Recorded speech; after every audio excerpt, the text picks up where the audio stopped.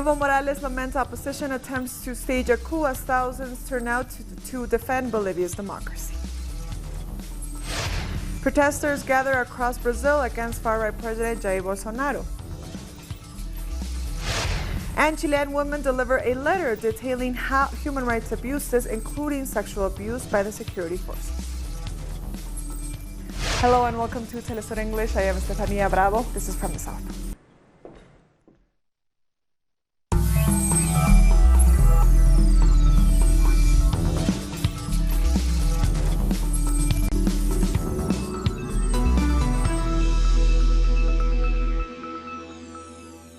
Thousands of miners, campesinos, and others have gathered in Bolivia to defend President Evo Morales' election victory and oppose what they see as an attempted coup by the opposition. The government insists it is open to dialogue, but that the opposition has refused.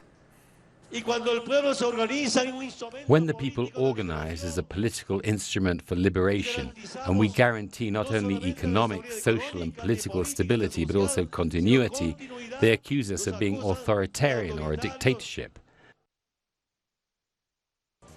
And when they cannot win the elections, they invent the idea that there was fraud. But we know this is not about fraud. There was no fraud. This is an attempt at a coup that we are facing. On the 20th of October this year, the People's Program won in the first round of the elections. This showed the awareness of the Bolivian people. Not to recognize that is anti-democratic. So, sisters and brothers, what does it mean to defend the process of change?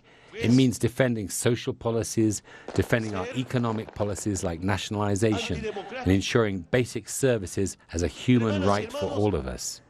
Earlier in the day, Bolivian social and civil organizations mobilized to block the opposition leader, Luis Fernando Camacho, from entering La Paz to demand the resignation of President Morales.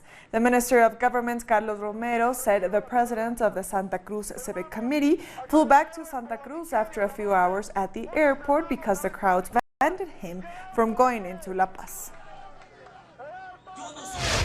Camacho says arrival caused confusion and exposed him as leader of the movement seeking to destabilize the government of President Evo Morales. He insulted security officials at the airport who sought to ensure his safety during the incident.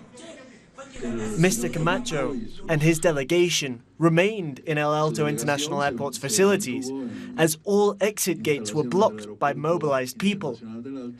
We ensured that we kept track of the security situation in order to keep Mr. Camacho and his delegation safe. As protesters gathered at the international airport of El Alto to prevent the arrival of Luis Camacho, the Red Ponchos movement demanded he surrender to explain his racist actions. We as people from Amasios came here to take him to our province, but unfortunately Camacho has escaped. We wanted him to surrender because he has done a lot of bad things to our sisters and brothers. He is treating us badly, so we want him to surrender to us. We are here in El Alto, marching to support our president. The president of the Bolivian Senate, Adriana Salvatierra, said the threats by Luis Camacho do not reflect the positions of other sections of the opposition. She said the dialogue is the only way forward for Bolivia. Luckily, for the democratic part of the opposition, this measure doesn't have any backing, and little by little, the violence and radicalism is disappearing. The Catholic Church and other diverse sectors have made it clear that Bolivia needs to exit this crisis through dialogue. There is a path through international institutions and the other end of the scale to the COP monitoring offered by Mr. Camacho. Today, the foreign minister spoke at the Assembly of the Organization of American States about the political situation in the country, which showed proof of certain opposition sectors' coup intentions. The assembly was comprised of Brazil, Argentina, Colombia, and others who insist that the Bolivian government and the opposition must resolve their difference through dialogue.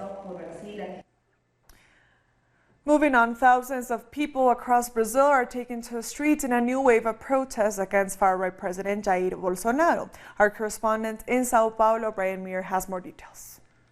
In at least 29 cities across Brazil today, street protests are geared to kick off, calling for the impeachment of far-right President Jair Bolsonaro.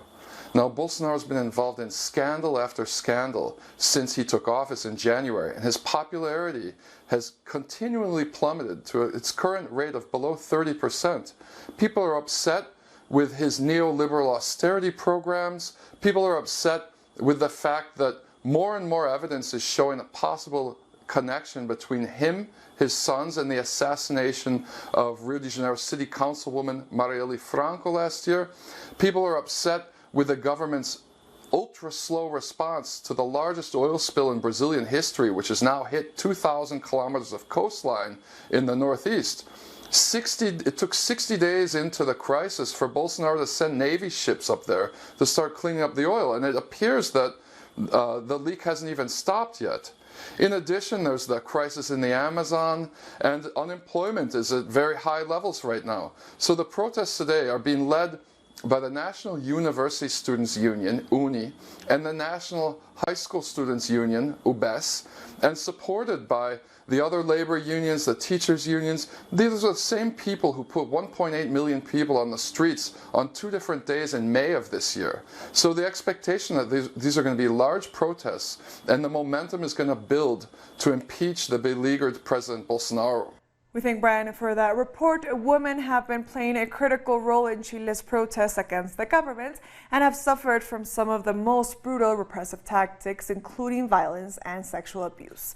Early on Tuesday, a number of prominent women from left-wing movements delivered a letter to the Chile's Minister for Women, Isabel Pla, condemning her silence on human rights in the country. As we have condemned all violence, we expect that the Minister for Women would put herself on the side of victims from the very first day. We have seen that the Women's Minister hasn't said a word. She's kept silent. We would hope that the Minister for Women would take a much more active role in the defense of human rights. In recent years, we have seen, and in particular with a very powerful International Women's Day demonstration on March 8th, we expressed the need to address deep-seated issues, and we expect an answer. The only thing this government has done is make Women's Day precarious, endanger the rights of women. And in the last 18 days, we have borne witness to the most raw violence of the past 30 years. We women are tired of having a selective ministry at a time when we need to speak up. We also demand that the cases of violence against women by the government officials are followed up. This is what we want. There have been cases of abuse, torture, and threats. Santiago and other cities and towns across Chile overflowed with protests on Monday. They're demanding a constituent assembly and an end to the neoliberal system that has oppressed them since the Pinochet dictatorship. Alejandro Kirk reports. And there were millions of them resisting. From here, Plaza Italia, this avenue of popular struggle, the influence spreads like water into every corner of the country. No one is untouched by this tornado. Now in its 3rd week, Chile's October insurrection is seeking its bearings. The enemy has all the power. The movement knows where it wants to go, but isn't sure how to get there. This is not going to fade away. This is the hope that the people are showing on the streets. We are more hopeful than ever. Our hearts are full with the hope of building a Chile with dignity. Equality, equality for the people. We have had enough of inequality in education, in the health system, in social security and water access. Give us back equality. All Chile is here and the TV doesn't show it. The main solution here has to be a constituent assembly to draw up a new constitution, because the one we have was written by the military behind closed doors in the 80s. The people know what they want. They need to be listened to. The government is moving its pawns with a citizen dialogue, with official opposition, with a plebiscite. A referendum for a new constitution. We think that is fundamental, and the population should have their say. As the government, we have said that we have launched a broad participatory process of dialogue. This is underway, and we think this has to happen before any final decisions can be taken. The missing phrase is the one millions are chanting on the streets, Constituent Assembly, the ogre feared by those in power. The demand from the thousands of popular assemblies held throughout Chile is for a constituent assembly. People have understood what this means. People have understood that as long as we have a constitution that defends private property and private interests over and above any social interests, there is no possibility of real change. What is the strategy of the government to try to insist that this is all spontaneous? That there is no organization, that these demands don't amount to anything. That's a lie. The synthesis of these 2.5 million people who have protested across the country is a series of demands that each of the different sectors have been developing. This isn't new. We have been saying for a long time that Chile needs change, and now the majority are saying it too. While it talks about dialogue, the government attacks with no restraint. An international scandal that brought human rights observers to Chile, led by the Nobel Peace Laureate Rigoberta Menchú, who delivered a letter to Sebastián Piñera at the Moneda Palace. There is total repression in all of Chile. This is clear, and it didn't just happen now. It comes from a long way back. So we think this repression is systematic.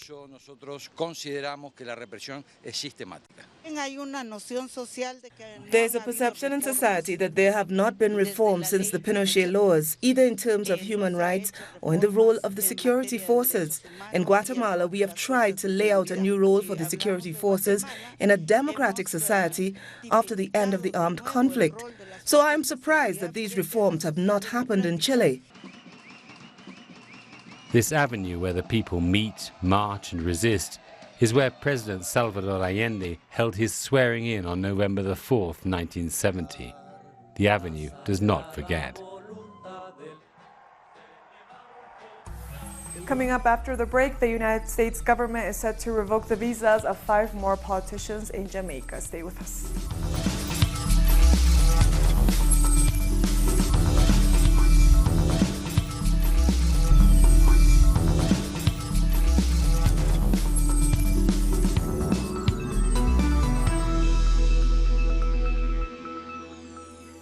Welcome back. A former member of Ecuador's National Assembly, Virgilio Hernández, has presented himself at a court hearing in Quito. His house was raided by the police just as the national strike against President Lenín Moreno's austerity measures ended in victory. Hernández denies allegations that he and other supporters of the former president, Rafael Correa, instigated the protests. The accusation has also been ridiculed by indigenous and other protesters. Our correspondent, Denise Herrera, has the details.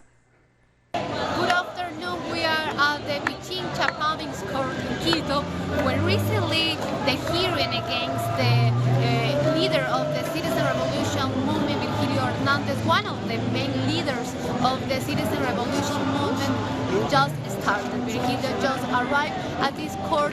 He says that this hearing is a political persecution against the leader and the main leaders of the movement. He rejected all the allegations against him and the other leaders who also are in investigation after the massive demonstrations against the economic measures announced by the government. Until now, we don't have a recent update about the hearings, but we know that the hearing started and it's expected that today the court will decide the future of the leader of the Citizen Revolution movement, Virgilio Hernández. We thank Denise for that report. The United States is reportedly set to revoke the visas of 5 more politicians in Jamaica.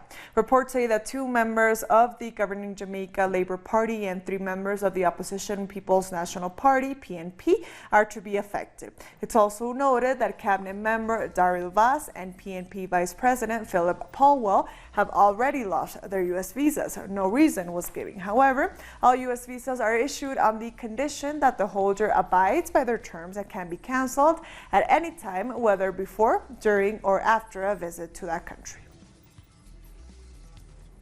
Antigua and Barbuda's Prime Minister has renewed calls for Harvard University to provide reparations to the nation. Some Antigua nationals are descendants of slaves that were owned by a family whose 18th century donation Harvard used to establish its first law professorship in 1815. In a letter to Harvard President Dr. Lawrence Bacco, Prime Minister Gaston Brown lamented that this is the third communique to his office in 2016, in 2018, and now in 2019. He criticized the university's capitalization of slave labor for Harvard's Royal Professorship of Law, which still exists to date. And Antigua and Barbuda has become the newest member of the ALBA Bank. Antigua and Barbuda is the 7th country to join the bank alongside Venezuela, Cuba, Nicaragua, Bolivia, St. Vincent and the Grenadines, and the Dominican Republic. Prime Minister Gaston Brown was in Caracas to sign the inclusion of his country. As its first agreement, the bank made a loan of over $15 million to be invested in the regional airline Liat to enhance its role in the Eastern Caribbean economy. Prime Minister Gaston Brown formalized his accession to the ALBA Bank. We had a very productive meeting. We continue to work on regional integration and continue to work on the mandates we have since our founding agreement, which is to leverage large projects of social development with great impact on regional integration. The ALBA Bank is a very important institution for the region. El Banco del ALBA es una institución esencial para nuestra región. It was formed through the bold leadership of your late commander, Hugo Chavez Reyes. Y la razón que hoy que existe este banco fue por la visión del gran líder que fue Hugo Chávez Frías. And I extend gratitude on behalf of the people of Antigua and Barbuda and the general Caribbean region for the foresight of your late commander. A number of world governments have expressed regret at the decision by the U.S. government to withdraw from the Paris Climate Agreement. China called the move unfortunate. The Chinese side expresses regret that the U.S. officially launched the relevant procedures for withdrawing from the Paris Agreement. We believe that climate change is a common challenge faced by all of mankind. All members of international society should work together hand in hand, and each do their best to respond together. Our correspondent in Washington, Jorge Gestoso, says the decision to leave the Paris Accord will have an impact on the U.S. elections. The issue of climate change is playing a central role in the campaigns ahead of next year's elections in the United States. In fact, this process of leaving the Paris Climate Accord will culminate just one day after the presidential elections are held on November the 3rd next year. As you know, the progressive Democratic Congresswoman Alexandria Ocasio-Cortez, along with Senator Bernie Sanders, who is one of the top 3 contenders for the Democratic Party nomination, have launched the Green New Deal as a major plank of their campaign. This is a plan to tackle climate change, reduce greenhouse gas emissions, and promote what they call clean development using wind power and other clean energy sources. So what the Secretary of State Mike Pompeo is saying when he refers to the responsible attitude of the United States seems to fly in the face of reality, because the facts show that since Donald Trump became president, he has set about systematically eliminating all the environmental regulations and protections that existed.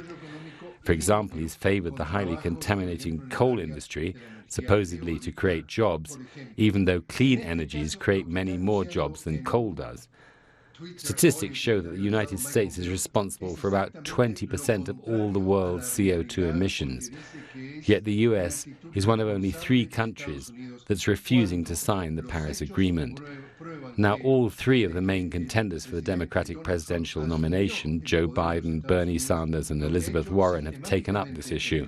So if any of them were to beat President Trump in next year's election, we could expect the United States to return to the Paris Climate Accord.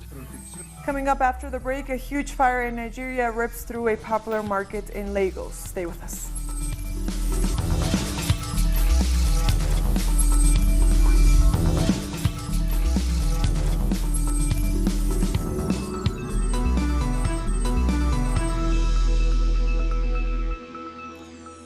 Welcome back. Thousands of South Africans have turned up at the Johannesburg OR Tambo International to welcome the victorious national rugby team.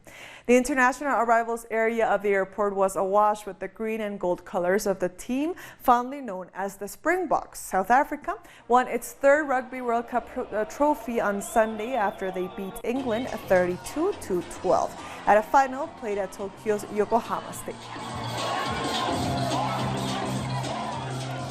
For more on the Springboks' return, we have a report from our correspondent in Pretoria, Matuwa Malachi. With the team now on home soil, there will be no rest for the Springboks as they will have to do a 5-day tour that will tour 5 major cities. And the irony in all of that is that most of the Springbok players come from the rural areas of South Africa. So rural areas of this country are the breadbasket of our sportsmen, especially in the rugby team.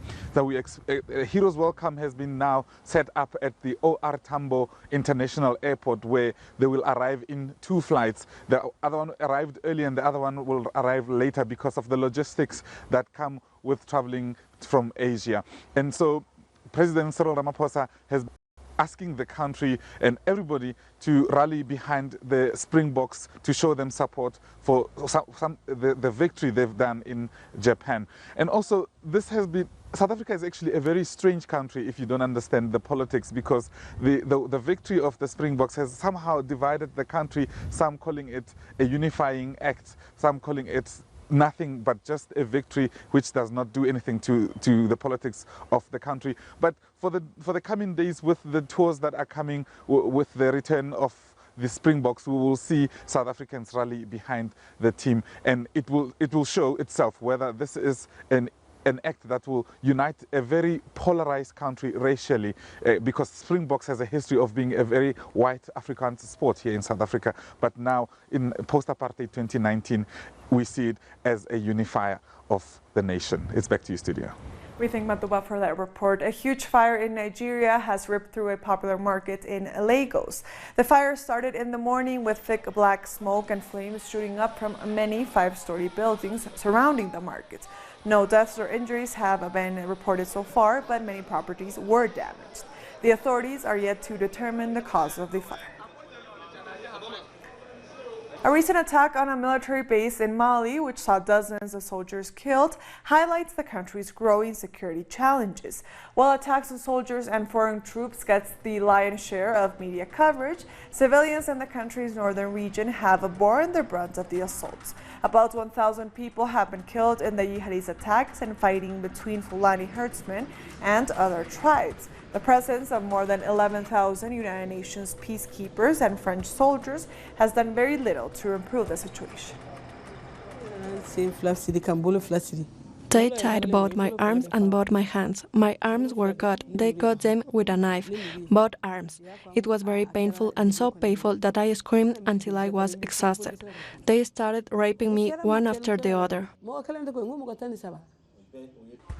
Zambia aims to develop honey export in an attempt to diversify its economy and tackle poverty.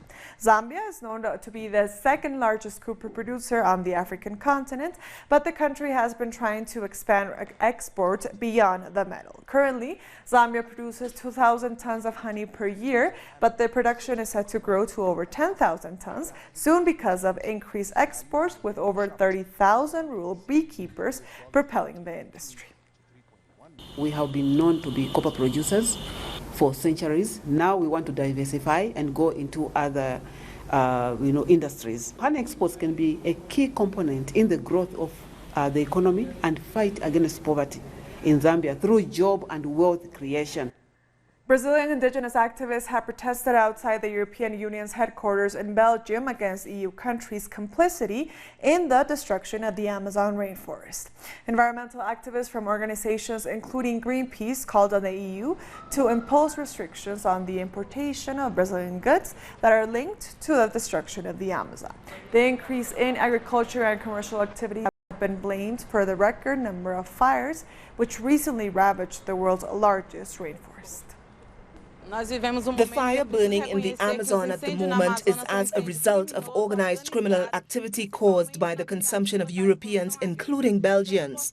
Belgium uses 10 times more land outside its territory for the production of commodities that are being consumed and brought over here. Those products that are being exported from Brazil and brought over here are stained with the blood and tears of Brazilians. And with that story, we've come to the end of this news brief. These and other stories, as always, find them on our website at telesurenglish.net. And also join us on social media. We are on Facebook, on Twitter, and on Instagram. For Telesur English, I am Estefania Bravo. Until next time.